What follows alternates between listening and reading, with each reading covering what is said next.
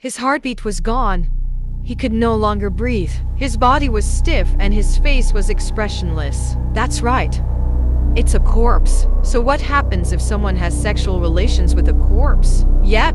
In this video we will discuss this. Making love with a corpse, or we can call it necrophilia. What is necrophilia? Necro means corpse, and philia means love. What a strange love, isn't it?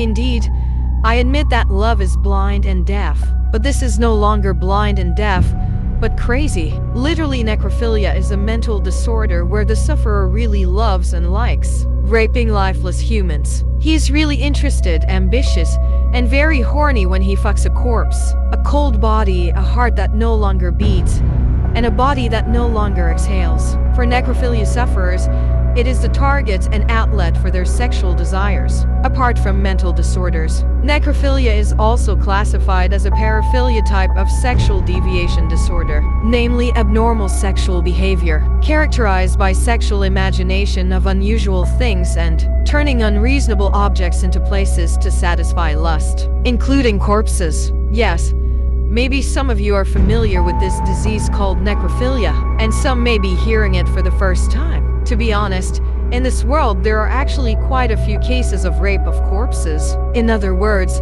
there are a lot.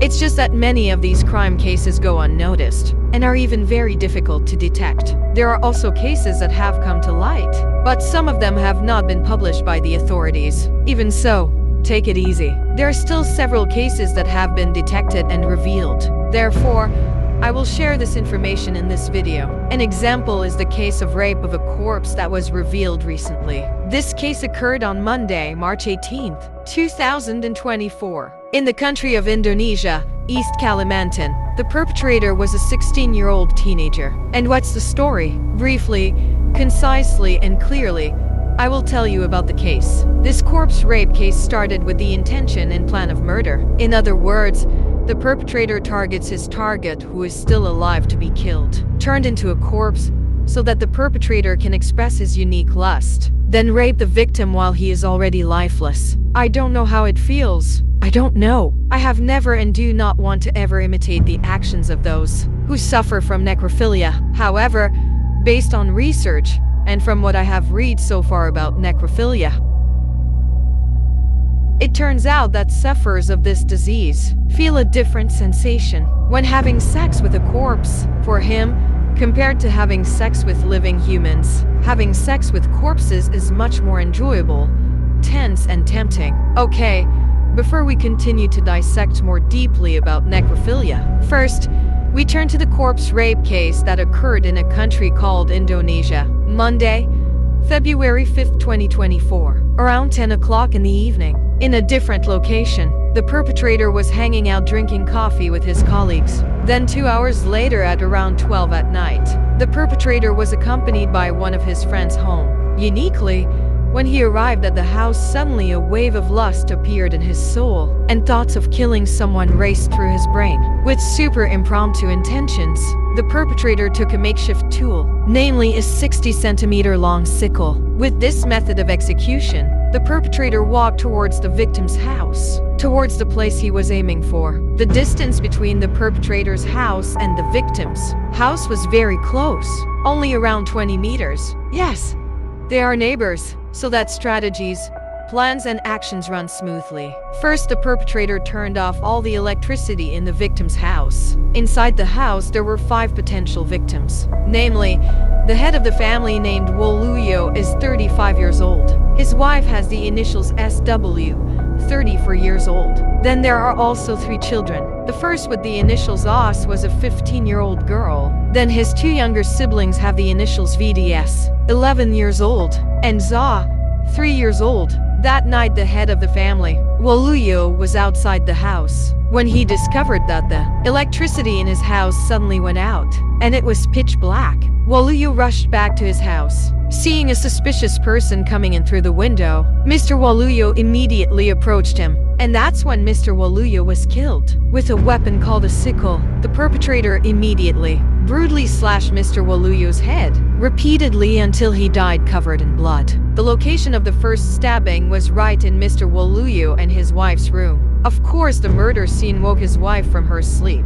Before he had time to react, the perpetrator stabbed his wife multiple times. The first stab hit the face, and the next stab was slashed 9 times on the head. Until you die and fall asleep again. Yes, sleep forever. Then, because of the brief commotion, finally, the first child, a 15-year-old girl, woke up too. From the next room, he quickly went to his father and mother's room to confirm what had happened there. But he had just entered his parents' room. The girl was suddenly kicked in the stomach and slashed on the head with a sickle. Without further ado, the perpetrator slashed the girl's head 6 times, right in the head. Until you die, you won't breathe again. After that, the perpetrator heard screams from the next room. There were still 2 boys there who were still underage. Yes, of course they were killed too, with the same tools and similar killing methods. After all, the whole family he created was destroyed. 5 family members all died.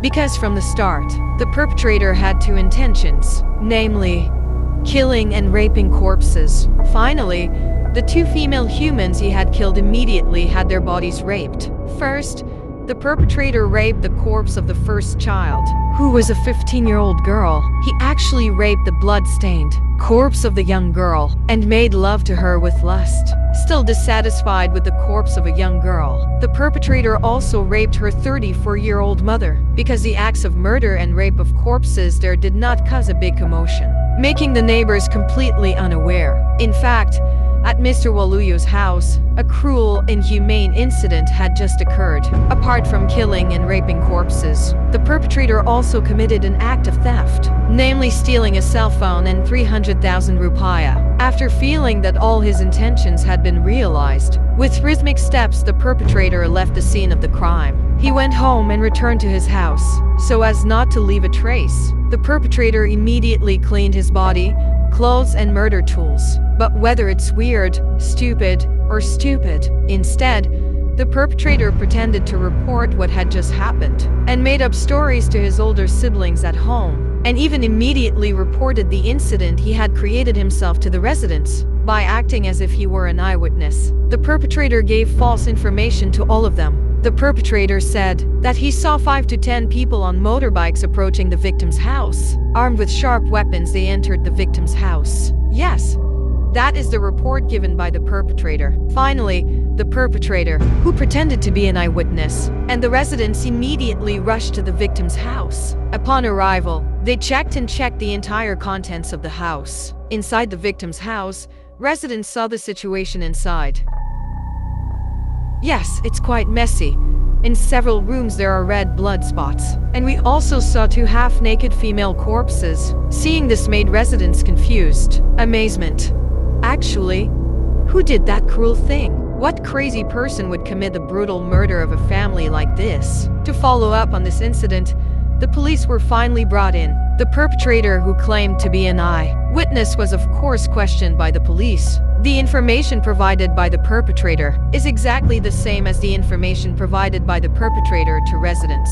The police then carried out an investigation. The contents of the victim's house were examined. All details that provided information were investigated there. And from the results of the examination, that morning around p.m., it turned out that the information obtained by the police from the investigation was very different from the information provided by the perpetrator. Finally, the police suspected that the eyewitness was a fake. He was followed up with status as a suspect. A number of procedures and interrogations were carried out. Long story short, all events are revealed. The perpetrator finally admitted and provided original information about all the tragedies he had committed. Massacre events, murder tools, rape plans, and other evidence are revealed. Yes, more or less like what I just told you. What other motives? And what is the reason the perpetrator did this? Okay, I'll dissect it and I'll also tell you about it. Apart from intending to rape the corpse, apparently, the perpetrator also had other motives, namely because of revenge. And his revenge was caused by something very trivial. Namely, there was an argument between the perpetrator and the victim about chickens, as well as a dispute over the case of the victim's family borrowing items but never returning them. Honestly, I'm too lazy to tell you the motive now, because it's so trivial, but that's the reality. Because even trivial things can have very cruel consequences. For me, it was truly unexpected. I don't know what's going through his mind. What is certain is that when the perpetrator was arrested and interrogated, the perpetrator did not look at all sorry. His facial expression was flat and expressionless. His feelings of sadness and guilt were not visible at all. Apart from suffering from the mental illness necrophilia, he also suffers from sexual disorders such as paraphilia. It seems that the perpetrator is also a human being who has no regrets in his heart. But don't worry. He can no longer roam freely. He can no longer carry out his unique hobby. For his case, the perpetrator was arrested and sentenced to life imprisonment. Maybe in your mind you are wondering, what causes someone to experience the mental disorder necrophilia? What makes someone want to have sex with a corpse? Or what makes someone experience a sexual disorder like that? Honestly, I really want to tell you about the cause. But unfortunately, until now, the cause of necrophilia is not known for certain. However, basically the cause of necrophilia. Mental disorders can also be caused by other mental disorders, such as anxiety disorders, volatile states, or depression. Then the mental disorder necrophilia can also be caused by the use of narcotics and illegal drugs.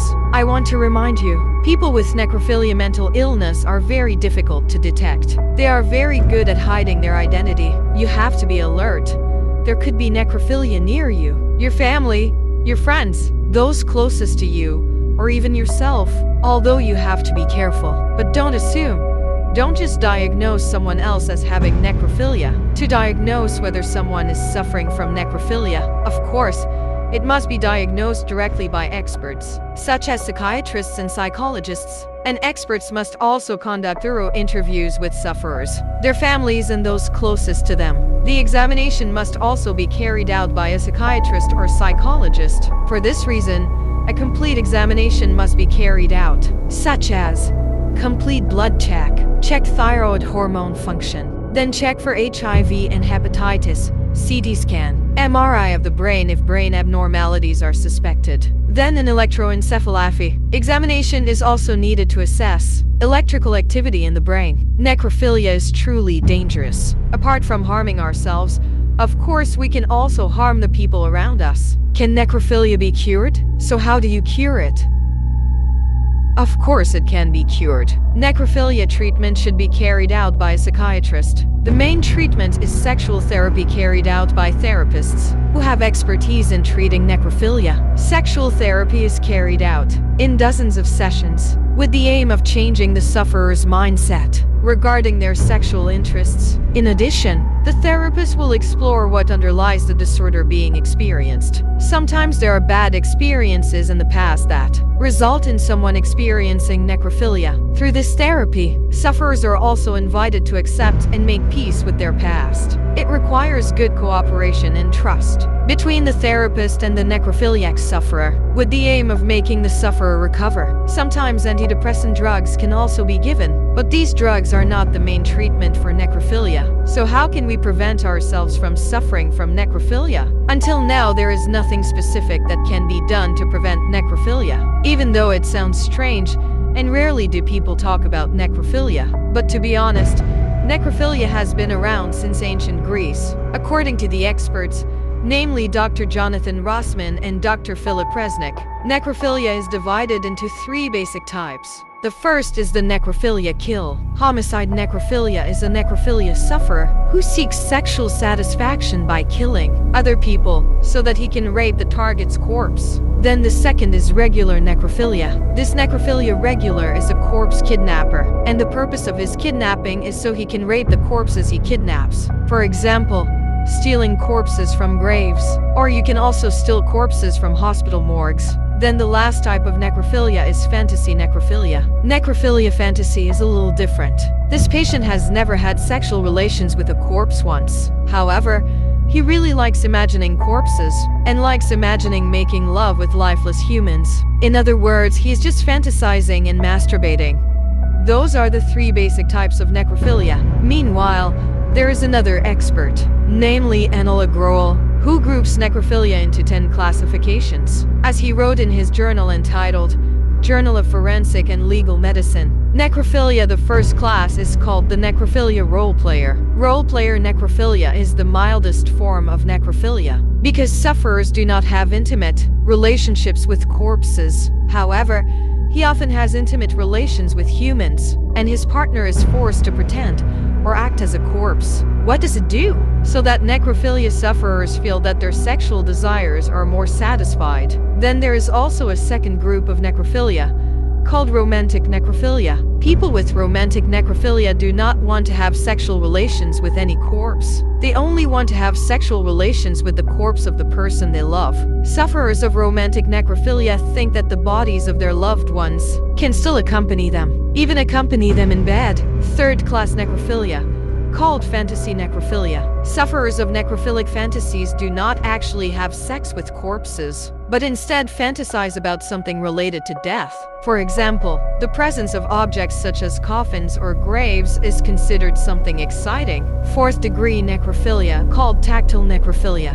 Sufferers of tactile necrophilia can obtain sexual satisfaction by touching, caressing, or licking corpses. Fifth degree necrophilia, called fetish necrophilia. People with the mental disorder necrophilia fetish are very fond of cutting and taking body parts from corpses, such as cutting off breasts, cutting off corpses' genitals, fingers, thighs, buttocks, and so on, with the aim of keeping it and using it to satisfy his sexual desires. Sixth degree necrophilia, called necromutilomania. As the name suggests, necromutilomania means necrophilia and mutilation. This necrophiliac not only raped corpses, but he also had to mutilate corpses solely just to get more enjoyable sexual arousal. Seventh degree necrophilia, called opportunistic necrophilia. Necrophilia this time only relies on coincidence. In other words, he only raped corpses when he had the chance. For example, suddenly a guest visits the house, takes a shower, then in the bathroom suffers a heart attack and dies. Well, that's the kind of opportunity that is meant. If something like that happens, then the necrophiliac will commit rape. Let's continue. Let's move on to the next necrophilia class, namely class 8, which is called ordinary necrophilia. People with regular necrophilia still like to have sex with living humans, but of course he felt more aroused when he had sex with a dead person. Ninth degree necrophilia, called homicidal necrophilia. Sufferers of homicidal necrophilia are very dangerous because sufferers are very selective in determining their targets. He prefers to have sex with corpses whose bodies are still warm. So to make this happen, he looked for people who were still alive, then killed them, then raped them. We now turn to the final class of necrophilia, namely exclusive necrophilia. People with exclusive necrophilia are completely addicted to corpses. He would continue raping the corpse. By all means, he will look for corpses to rape. He will use various methods, such as murder, digging graves, even kidnapping corpses. Actually, there is still a lot I want to say about necrophilia, but okay,